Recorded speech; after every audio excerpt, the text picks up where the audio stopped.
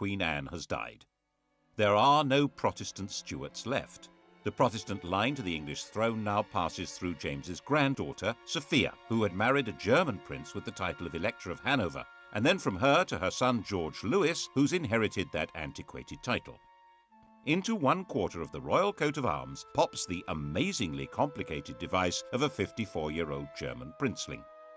And when he comes to England for his coronation, he knows perfectly well that he's not going to be anything like those other rulers.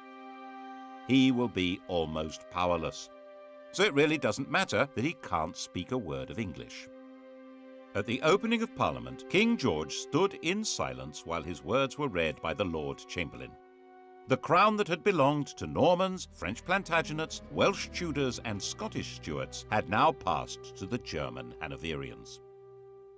The new king's son, George Augustus, arrived from Herrenhausen to take his seat in the House of Lords as Duke of Rothesay, heir to the throne. Before leaving Germany, he proudly declared, "I have not a drop of blood in my veins which is not English." Rothesay, of course, is a Scottish dukedom. George Augustus did share one trait with his father's English subjects, a hearty dislike of King George, and for the same reason.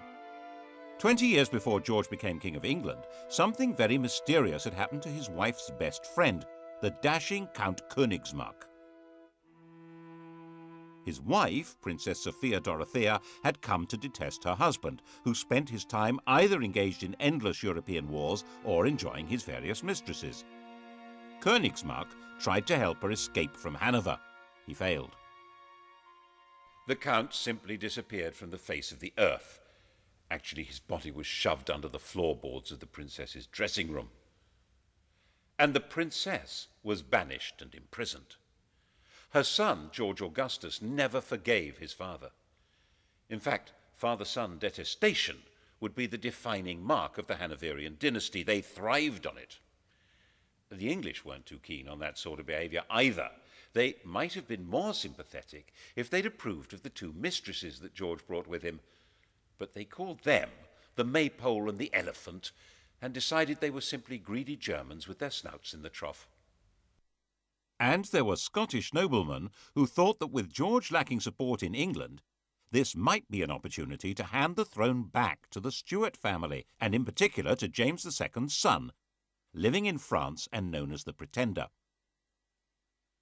The French thought this would be a great idea.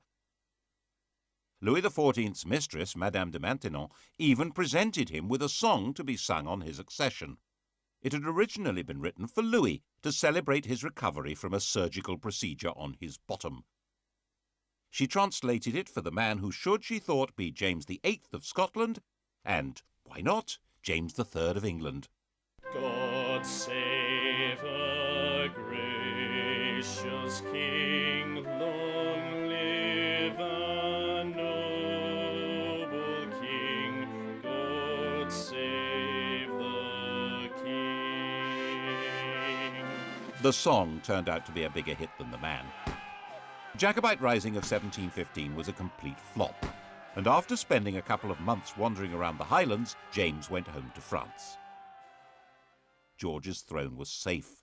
He spent every winter in Hanover and left the government of England to his ministers. His own work was done by a new figure, the Prime Minister, a politician acting as a king's substitute. The first man to take on this role was Robert Walpole. Since Walpole didn't speak German, the pair of them communicated in schoolboy Latin. King George died a sudden death in 1727 while in Hanover, aged 67.